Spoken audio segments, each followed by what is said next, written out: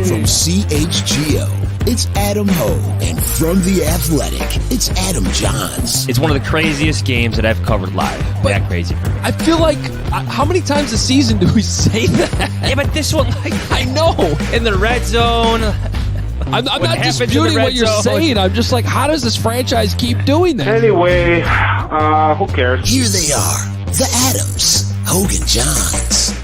Merry Christmas, everyone. Welcome in. Hoge Jahns with you from our homes where we got to enjoy this Bears-Bills game. Is that a in the mini warmth. Christmas tree behind you? Like your It mini is. big board, you now have a mini Christmas tree Yep.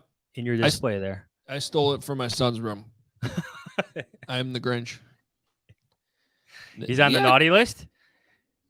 Am I on the naughty list? Is he on the naughty list? No. You're stealing James, his come on. tree.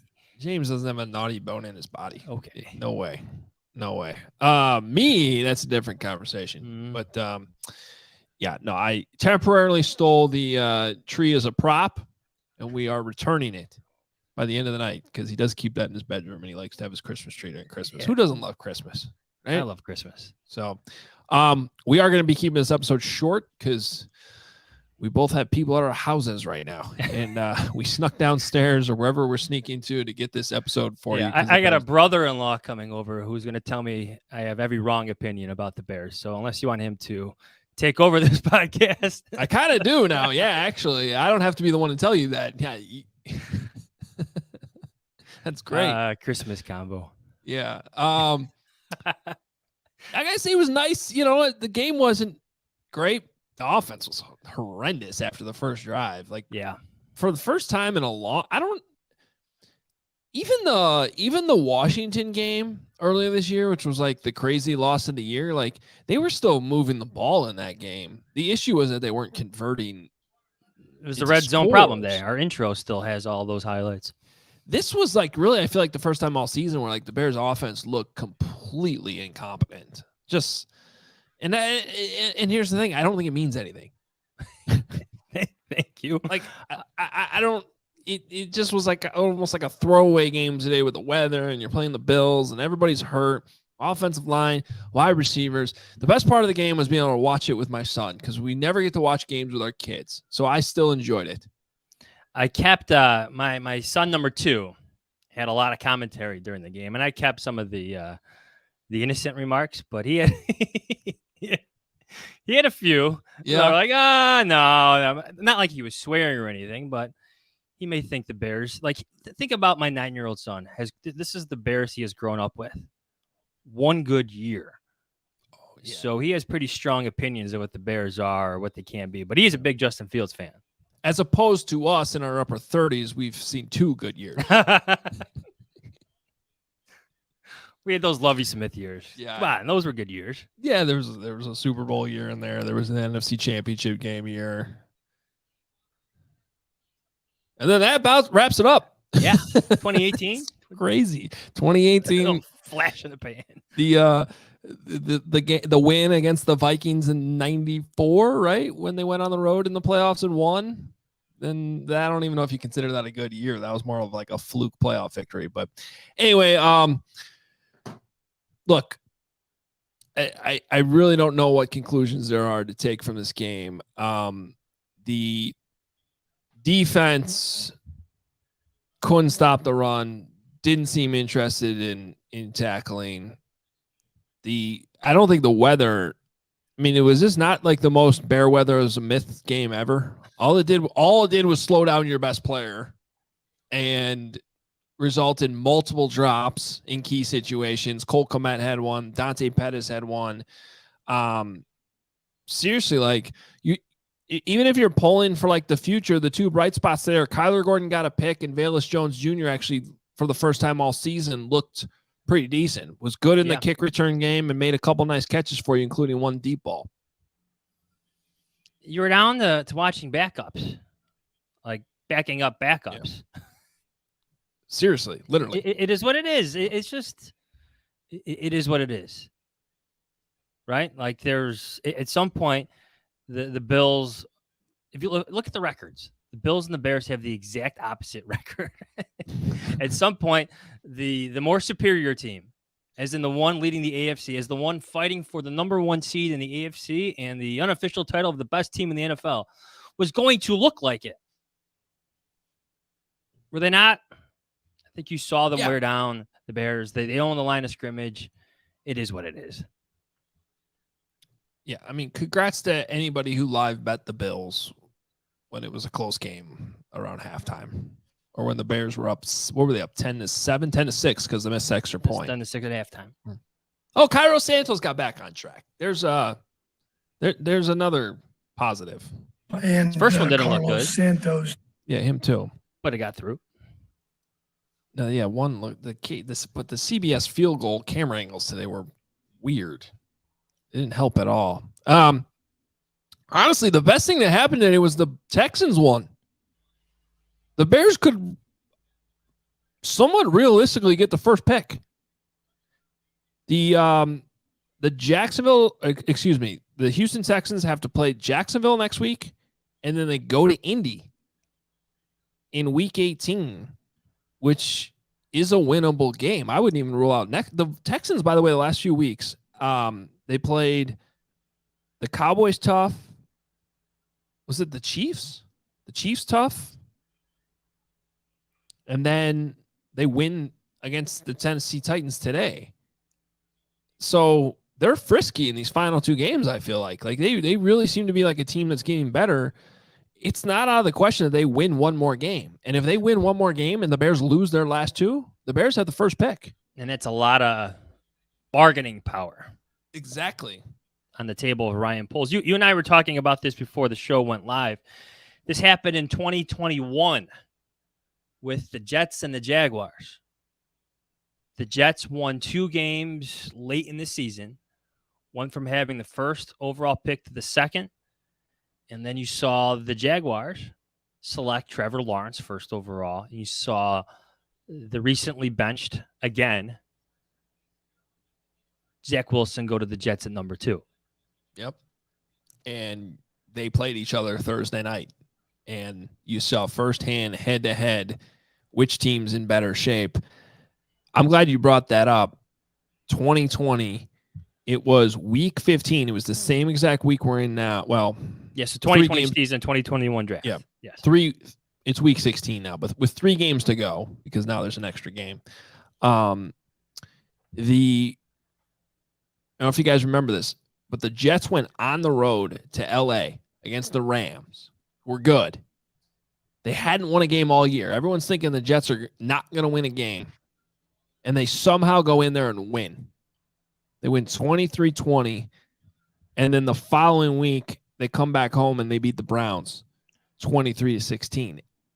And I want to say that was the year the Browns were decent, right? That they made the playoffs.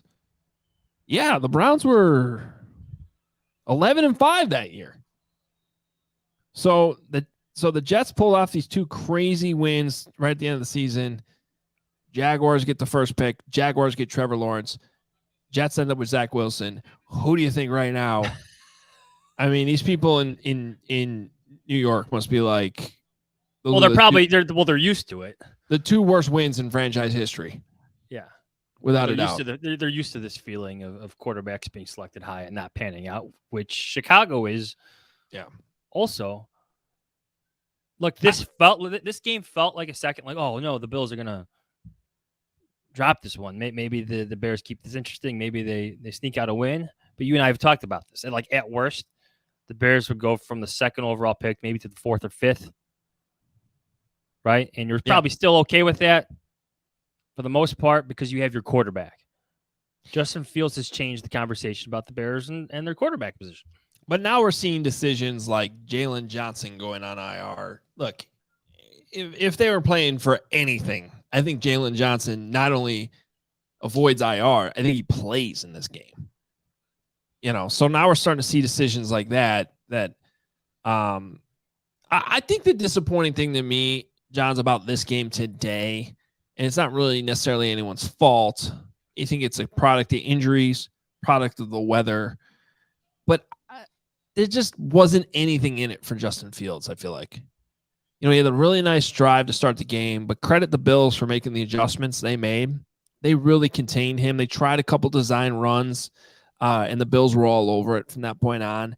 And then it's like, then all of a sudden you're sitting there, even late second quarter, and you're going, I don't know that they're going to score again the rest of the game. And I don't know what Justin's getting out of this. And the defense was taking the ball away. Yeah. Well, they had 3 takeaways today. Well, to continue your point, I think you saw that a little bit. I know the game was out of hand at this point, but 1 minute left, there's nothing for Justin Fields to be out there for.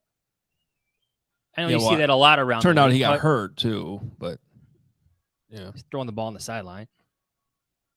Well, he had his foot stepped on and that sounds really painful in 10-degree weather. 10-degree weather. Yeah. I think the more concerning thing going into next week is he banged up that shoulder, which I thought I saw happen.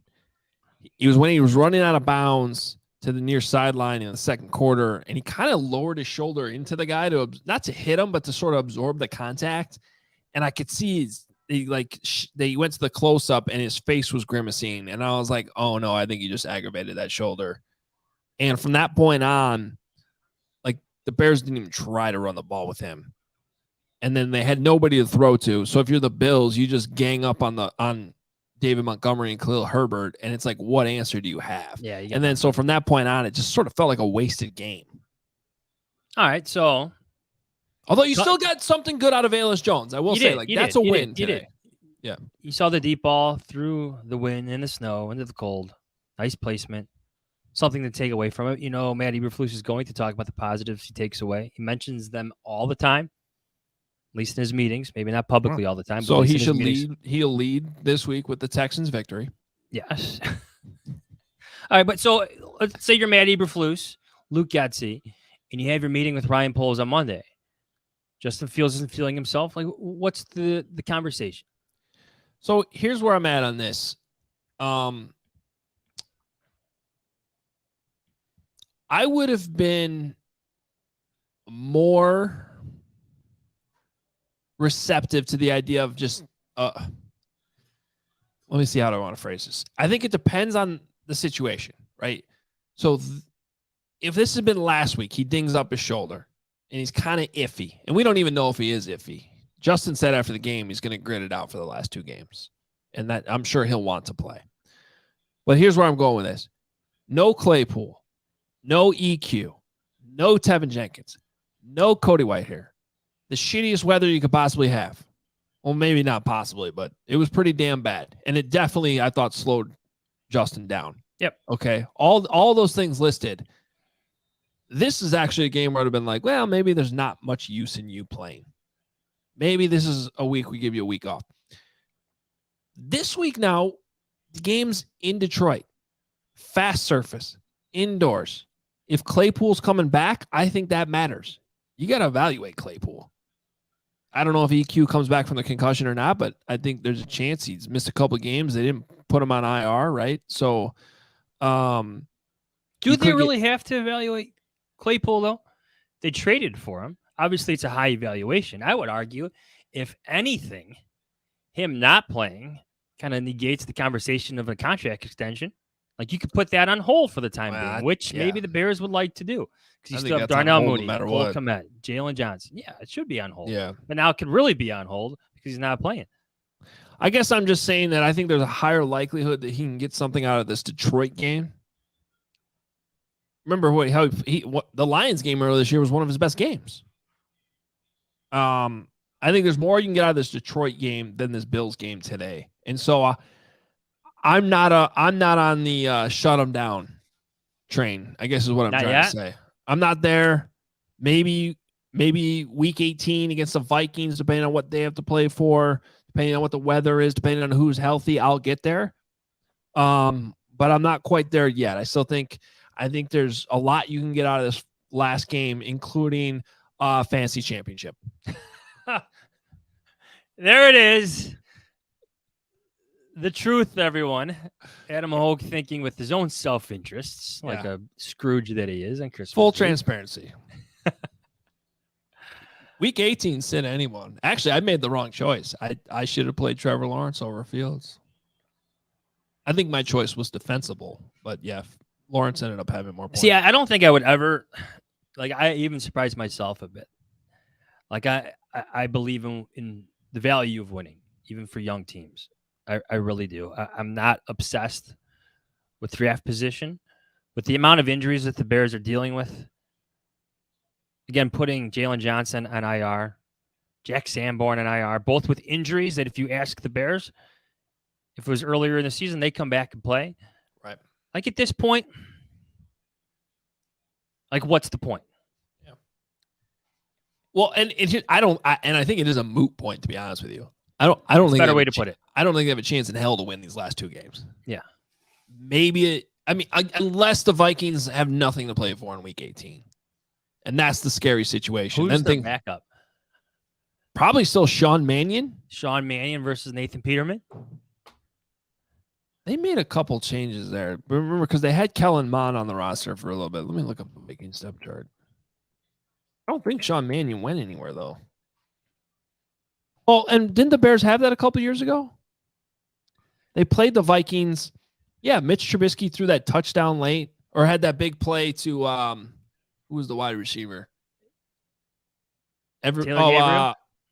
Was it to Javon Wims? And everybody spent the whole offseason pointing to that one play, being like, yeah, this is Riley Ridley. Oh, He had the big throw to Riley Ridley to set up the game-winning field goal. And the Bears ended up beating the Vikings when the Vikings sat their starters. That was in Minnesota. It is Nick Mullins, the backup now. Oh. Yeah. People say I look like him, or he looks like me. He looks like me. You got a little Nick Mullins in you. A little Nick Mullins in me? Yeah. Okay. So you're playing quarterback for the Vikings. Yep, that's what I was doing today. Getting ready, going through the playbook. The Vikings did it again today, man. That team's unbelievable. A 61-yard walk-off field goal? Unbelievable, that team. You better be careful. You're going to be accused of being a Vikings fan again. Can I just tell you, because I had that game up on this on the side monitor there, and I had Justin Jefferson going in fantasy today, so I was highly interested. Justin Jefferson was as open as I've ever seen Justin Jefferson be. Kirk Cousins had a perfect pocket, and Kirk Cousins somehow missed him. That's your NFC Pro Bowl quarterback right there. Hey, you won today. I mean, I could have made the pass. I legitimately could have hit Justin Jefferson on that pass. Cousins didn't get it there. You got the cardiac cats. You covered them from the sideline for a while. Let's come up with a nickname for the Vikings. The Cousins is the luckiest guy of all time, just like that Hail Mary against Wisconsin in 2011. Something. Whole freaking career. Something. Again, you create your own luck. Good for him. You do. You do. All right. What do you got going on tonight? We got some food. Catered it at the Jahns household. My son was a shepherd in Christmas Mass tonight. How'd that go? I think he did all right. I had to stay home with my little girl. Oh, no, you didn't go? Prep for this podcast. No, my wife went. Oh, I thought you were going. Yeah. It was too cold to bring out the 3-week-old, not even 3-week-old newborn girl into this. Yeah, I understand that. Yeah, a lot going on in the Jahns household today. Well, it's very happy Christmas for you guys. I know, having the little girl there now, and that should be some special moments there. I do. So now that you have 4 kids, you just number them. Yes. Son 1, son 2, son 3. Yes. Girl. There was an interaction between son 2 and son 3. So that's a 9-year-old and a 5-year-old. So the 9-year-old watched almost the entire game with me. And the 5-year-old comes in. How did the Bills get 21 points? And the 9-year-old puts him in a headlock and goes, I'll show you how. So that was a highlight. Put him in a headlock, threw him on the couch. So that was a highlight of my Bears watching today. That's funny. Yeah. That's awesome. My son was very confused when Daddy yelled the F word when Josh Allen threw an interception. Son number 2 also has Josh Allen, or had Josh Allen playing today. Hey man, I'm trying to show him, hey, this is what fantasy football is. This is why you know. Anyway, that was just a fun moment. All right. Well, we're out of here. We'll be back Tuesday.